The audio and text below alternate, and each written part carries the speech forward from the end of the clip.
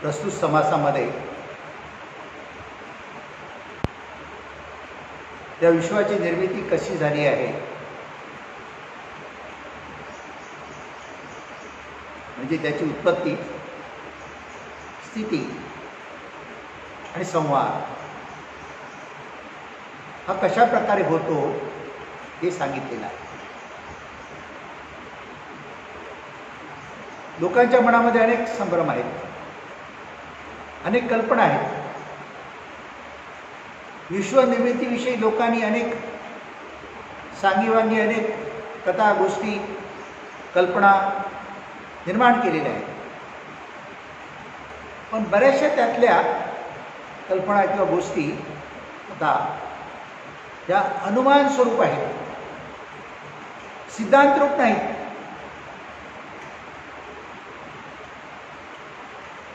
इथे रामदास स्वामी या समासात सांगतायत ते सिद्धांत स्वरूप आहे, प्रत्ययाचे बोलणे, अनुभव सिद्ध.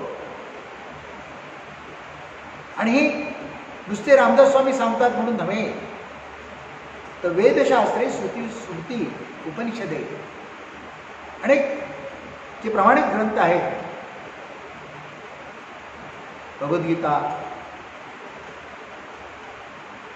एकनाथी भागवत, अनेक ग्रंथांमध्ये जे ज्ञानस्वरूप आहेत, जे प्रत्ययाचे ज्ञान सांगणारे आहेत, सिद्धांत रूपाने सांगणारे आहेत, इथे अनुभव, कल्पना काही नाही. अशाने हे सांगून ठेवलेली आहे विश्वाची निर्मिती कशी झाली. आणि याला कारण कोण? ज्याच्यामुळे झाली ते परब्रह्म. तिन्ही विश्वांना व्यापून अखंड, अबाधित, शाश्वत, सर्व काळ, सदोदित, निर्गुण, निराकार आणि निश्चळ स्थितीमध्ये अनंत काळ पडलेला आहे.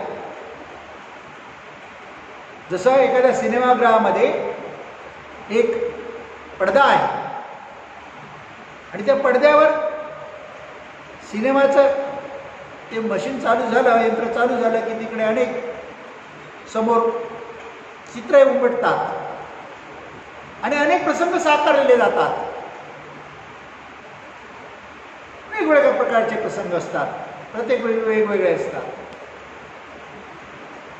ते घडते ते खरे वाटते, पण प्रत्यक्ष ते खरे नसते. कोणीतरी आपल्या कल्पनेने लिहितो आणि त्याचं चित्रीकरण केलं जातं छायाचित्राच्या रूपामध्ये, आणि ती फिल्म बनवली जाते, रील बनवलं जातं आणि ते रीळाचं प्रसारण होतं, ते त्या पडद्यावर दिसत असतं. पाहणाऱ्याला खरं वाटतं, त्याच्या मनावर काही परिणाम होत असतील, जसं लोक हे विश्व खरं मांडतात त्यांच्या मनावर परिणाम होत असतो. पडद्याला काही नाही, पडदा सहस्थितीमध्ये आहे. तो जो स्क्रीन आहे, पडदा आहे, त्याला काही फरक पडत नाही. तसं परब्रह्म आहे त्या पडद्यासारखं.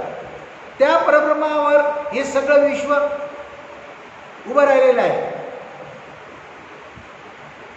जसं सूर्य जाणे तिमिर प्रकाशा, तसं परब्रह्म जाणत पण नाही.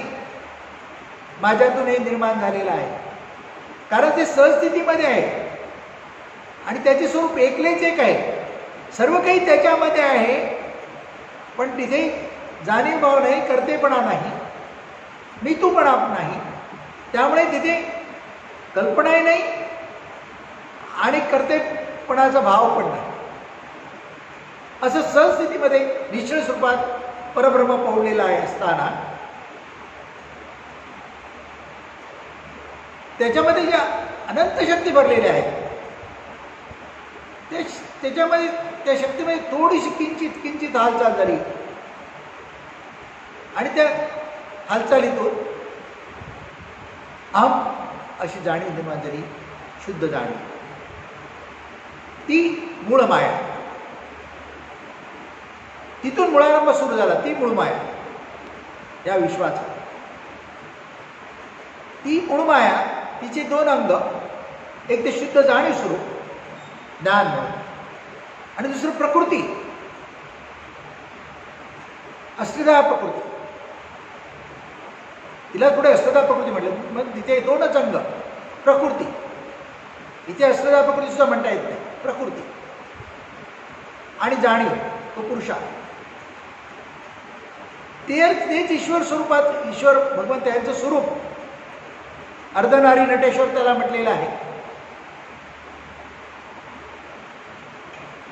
आदिपुरुष, मूळमाया, मूळमाया, महामाया, आदिशक्ती अशी पण देव ईश्वर अशी नाव आहेत. तर त्या प्रकृतीमधून गुणशोभिनी निर्माण झाली. 3 गुण, सत्व, रजत. ते ओंकाराचं स्वरूप, तोच ओंकार, अकार उकार मकार असे ते स्वरूप. आणि त्याच्यातून आकाश म्हणजे अंतरात्मा, त्याची निर्मिती झाली. आणि त्या आकाशातून, अंतरात्म्यातून वायूची निर्मिती झाली. वायूची 2 रूप, एक शीतल आणि उष्ण. त्या उष्णरूप वायूमध्ये घर्षण झालं, त्याच्यातून अग्नी निर्माण झाला. वायूच्या घर्षणातून अग्नी निर्माण झाला. ते अग्नी वेगवेगळ्या रूपामध्ये प्रकट झाला. सूर्य सुद्धा त्याचाच भाग आहे. आणि वायूचे शीतल रूप आहे, त्याच्यातून जल, पाणी निर्माण झालं. आणि पाणी आटून त्यातून पृथ्वी निर्माण झाली. पाणी आणि पृथ्वी, वायू, अग्नी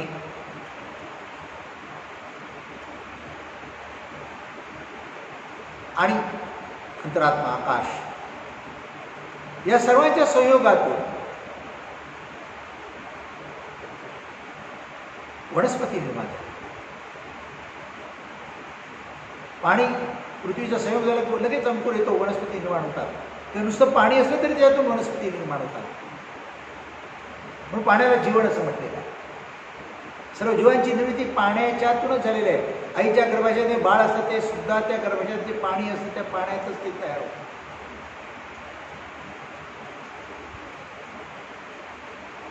तर तिथे वनस्पती निर्माण झाल्या, वनस्पतीतून अन्नरस निर्माण झाले, अन्नरसातून रेत निर्माण झाला. आणि त्या रेतातून 84 लक्ष जीव योनी निर्माण झाल्या. अंडज, जारज, स्वेदज आणि उद्भिज या 4 खाणीतून 84 लक्ष जीव योनी निर्माण झाल्या. आणि मध्ये वनस्पतीचा पसारा, वेगवेगळ्या प्रकारच्या वनस्पती. आणि पृथ्वीचा पसारा म्हणजे दगड, धोंडे, माती, डोंगर, पर्वत. पाण्याचा पसारा म्हणून समुद्र, तलाव, विहिरी, नाले, नद्या, समुद्र, असा सगळा पसारा. वायू आहेच, अग्नी आहेच, अंतरात्मा म्हणून आकाश आहे. हा सगळा भूगोल, ही सगळी प्रकृती. पण हिच्यामध्ये 3 गुण पहिलेच घालवलेले आहेत. त्या गुणमायेतून ज्याची निर्मिती झालेली आहे म्हणून ही पंचमहाभूते आणि ते 3 गुण, म्हणून त्याला अष्टधा प्रकृती असं म्हणण्यात आलं. आणि असे विश्व कार्य करते. या सर्वाला कारण तो अंतरात्मा. अंतरात्मा त्या परमात्म्याचं स्वरूप, त्या परब्रह्माचं स्वरूप. परब्रह्म निर्गुण, निराकार, निश्चळ. पण जो अंतरात्मा आहे तो चंचल, चैतन्य स्वरूप. आणि ते चैतन्यात जे जाणीव स्वरूप आहे, ज्ञान म्हणून, आणि जे शक्ती स्वरूप आहे तो प्रवाहित म्हणून, अशा प्रकारे सगळ्यांचे कार्य चालू झाले, व्यवहार चालू झाले. मग सर्वाला करता तो अंतरात्मा आहे. तो अंतरात्मा जाणीव रूपच आहे.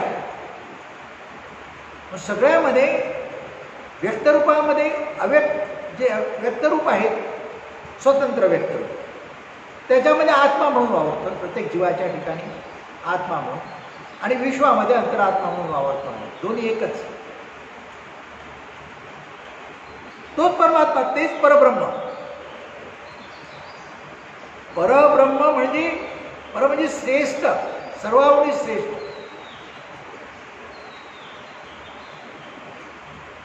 पर म्हणजे सर्वांनी आणि ब्रह्म म्हणजे श्रेष्ठ. मग परब्रह्म हे सर्वांनी श्रेष्ठ, सर्वांना आवडील, सर्वांच्या आधी. जे जे संत ज्ञानीपुरुष परब्रह्म स्वरूप झाले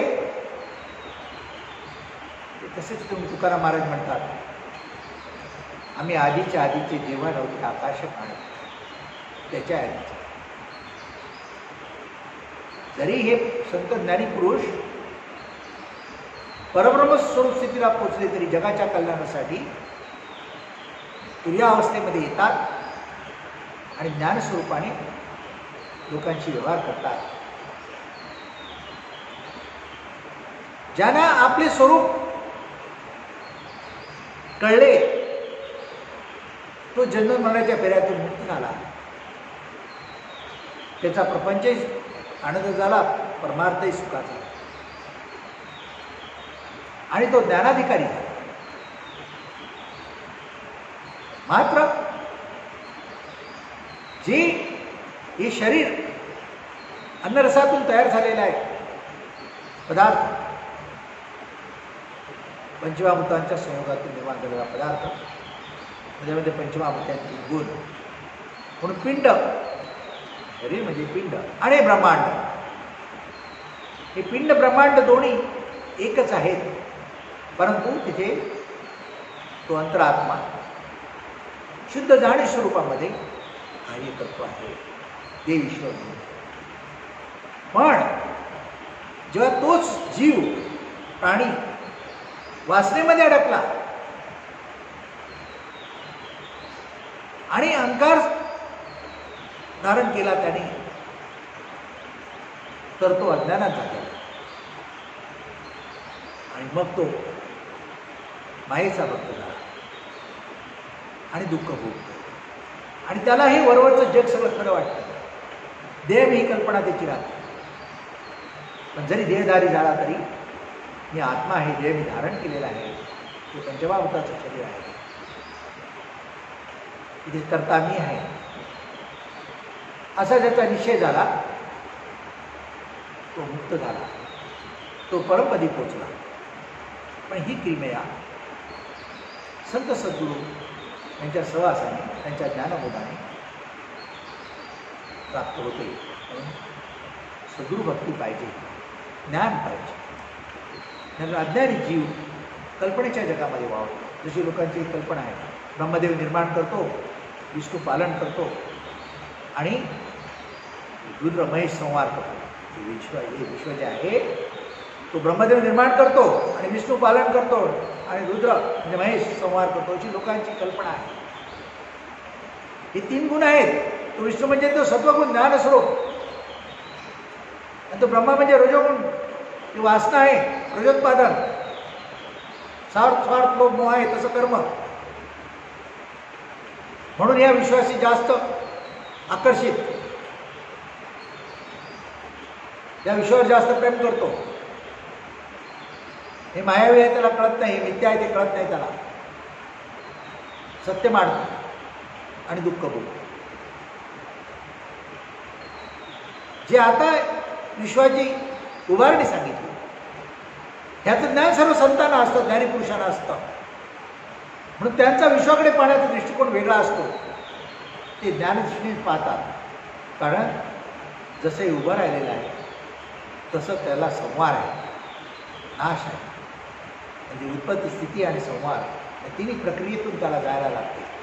हे उद्भवते, काही काळ विलसते आणि त्याला काळाचं बंधन आहे आणि काही काळाने ते नाश पावते. म्हणजे ही सत्य नाही, मायावी आहे असं जो जाणतो तो आपल्या स्वरूपाची प्रचिती प्राप्त करून घेतो.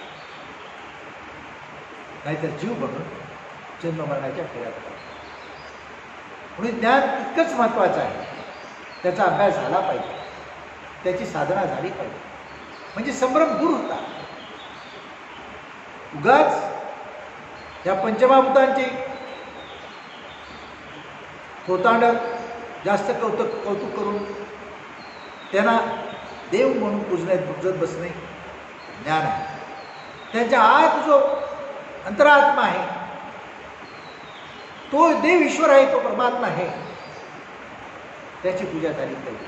पण जसं आपण जे संत ज्ञानी पुरुष किंवा देव ईश्वरा शरीरधारी होऊन गेले, त्यांचे शरीर मूर्ती किंवा प्रतिमाच्या स्वरूपामध्ये आपण पुजतो आहोत, तसं पंचमहाभूत ही तारक पण आहेत, मारक आहेत, पण त्यातले जे तारक गुण आहेत त्याच्यासाठी त्यांना त्यांचे आभार मानायला हरकत नाही. परंतु त्यांना आपल्यापेक्षा श्रेष्ठ मानू नये, कारण आपले स्वरूप एक परमात्मा स्वरूप आहे. आपल्यामध्ये तो आत्मा अंतरात्मा म्हणून, तो अंतरात्मा आत्मा म्हणून वावरतो आहे, तेच परमात्मा परब्रह्म आहे. पण आपले स्वरूप या पंचमहाभूतांपेक्षा श्रेष्ठ आहे, त्याच्या आधीचे आहे. त्यांना आपल्याला घाबरायची गरज नाही. त्यांचा कर्ता आणि त्यांचा मालक आणि त्याचा चालक आपणच आहोत. आपल्या आत बसलेले चैतन्य स्वरूप तेच आहे. पण आपण अज्ञानाच्या कल्पनेने देह असं म्हणालो आणि आपण बसलेलो आहोत. पण आपण जे जाणलं शास्त्रोक्त शरीर काय आहे आणि आतलं चैतन्य काय आहे, तर आपल्याला कळेल की आतलं चैतन्य हा ईश्वर देव आहे, परमात्मा आहे, आणि शरीर हे पंचमहाभूताचे आहे. त्या शरीराच्या ओळखीने मी म्हणणे हे अज्ञान आहे, कारण ते मी नाही, तिथे मी नाही, त्या कल्पनेतून मी मानवले जाणे आहे. खरे माझे स्वरूप काय आहे? चिदानंद रूपम शिवोहम शिवोहम. मी तो आत्मा, चैतन्यघन आत्मा आहे, जे परब्रह्म आहे. त्याच्यातून निर्माण झालेलं चैतन्य, शुद्ध जाणीव, ती जाणीव पुढे होऊन या देहामध्ये वावरते आहे, विश्वामध्ये सर्व प्राण्यामध्ये वावरते आहे. जो सगळा काही जो कारभार दिसतो चंचळाचा, तो चैतन्याचा कारभार आहे. पण त्याच्यामध्ये आकार स्वरूप जे आलेलं आहे, ते आकार स्वरूप नाशिवंत आहे, नित्य आहे, त्याला आयुष्य काळ बंधन आहे. म्हणून त्याला मिथ्या म्हटलेलं आहे, मायावी म्हटलेलं आहे, स्वप्नवत म्हटलेलं आहे.